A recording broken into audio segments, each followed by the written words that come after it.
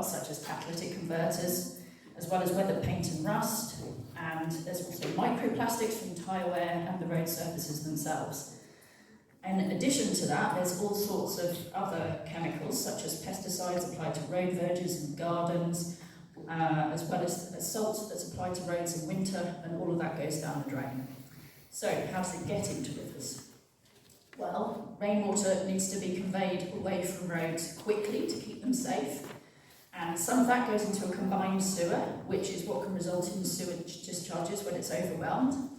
And that's the case in many London boroughs, such as where we are now, but in most of the country and further out in London, we have a separate sewage and surface water drainage system. And here, the surface water is conveyed from roads through a pipe, which discharges straight into a river, and that can be some distance away.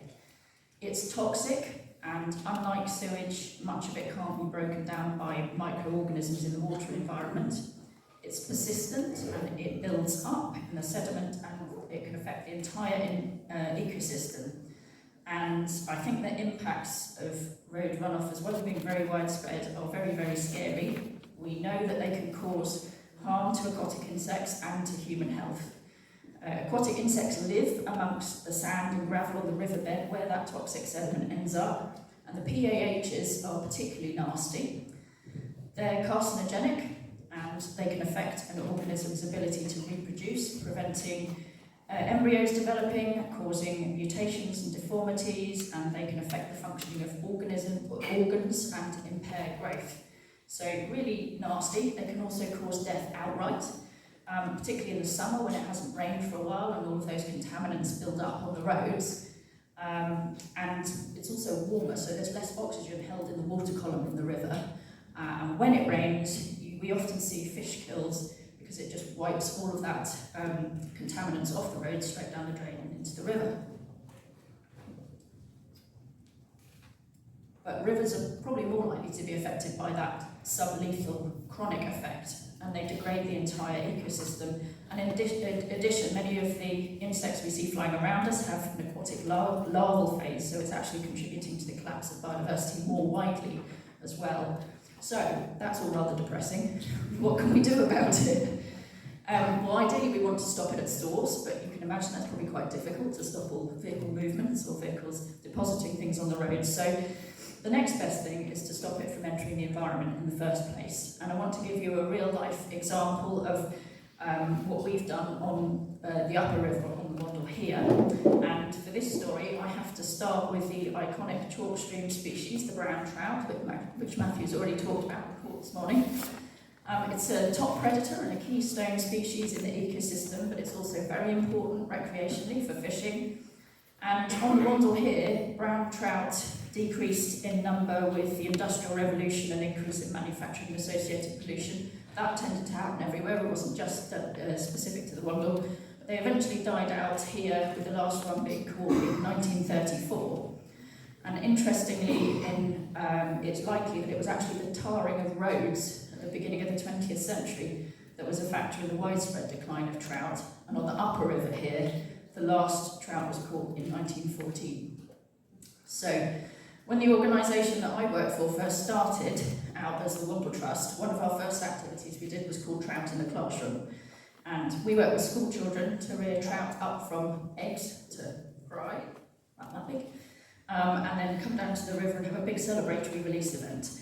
By that time the water quality had improved, so they did survive, but over the years surveys showed they weren't successfully spawning, so they couldn't thrive in the river. So in about 2008 we worked with the Wild Trout Trust, and we looked at what we might do to help the trout on the Wandle. We identified that the Carshalton Arm at the top is about a 1 kilometre length of river, was prime trout spawning area, and the Wild Trout Trust advised us on a whole host of habitat restoration techniques that we undertook with a band of volunteers. They trained us in how to do that. We did things like weir removal and lots of the techniques that Sean's just outlined, and really tried to make as natural a river as we possibly could within the urban constraints that are there.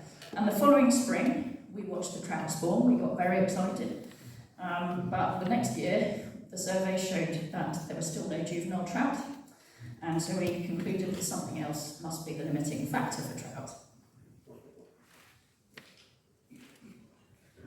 So we looked back at the data. The Environment Agency data showed that the water quality was of high quality. We knew there were no sewage works or combined sewer overflows going into the river upstream. So theoretically the water quality was very good, but we knew from our own observations that every time it rained, the river turned black with sediment coming down it. And that black sediment was deposited on the riverbed in exactly the same place that the trout were spawning there, laying their eggs. So we decided to look at it further, and we worked with a master's student from Queen Mary University of London, who over the course of a year looked at the sediment and identified that there were 15 types of PAHs and copper, a heavy metal, which were at a level that would have a severe effect on the aquatic biota. So that gave us the justification to raise money to get a solution in place, but when we looked for the solution, we found that there weren't that many options. It was a very busy urban area, but we finally settled on a hydrodynamic vortex chamber. It's a bit of a mouthful. Basically, it's a big drum. They come in various sizes. They have an inlet pipe and an outlet pipe, and you basically dig a big hole, sever the surface water drain, drop it into place and reattach it. And the dirty water comes in on the upstream side, it whizzes around the drum, drops the contaminated sediment with the nasties absorbed onto it into the bottom, and the clean water carries on up the other side and out into the river. And they're designed so that the contaminated silt can be sucked out with the usual sort of standard road cleaning gully sucker and disposed of in a standard way. But they've never been retrofitted before onto roads. Excuse me. So they'd only ever been used in new road building. And we soon found out why, because when you look underneath the roads, there are utilities everywhere. And it was pretty impossible to fit them in, but we worked with the manufacturers and created bespoke angles on them, and somehow we managed to fit them onto the three main surface water drains coming into the Carshalton arm of the Wandle. And the following year, the Environment Agency's fisheries survey found that there were 67 naught plus, that's juvenile trout, in 200 metres of the 200 metre stretch of the river. So that enabled us to conclude that, hooray, we knew what it was the road runoff, and we'd managed to effectively capture it. And that was the first time that trout had spawned in that bit of the river for almost 100 years, successfully. So it was amazing.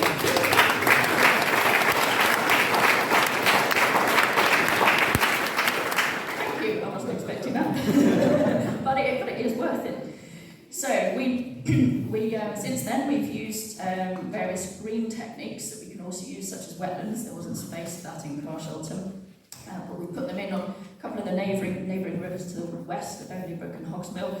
We run various guided walks around there if you want to have a look at some point in time.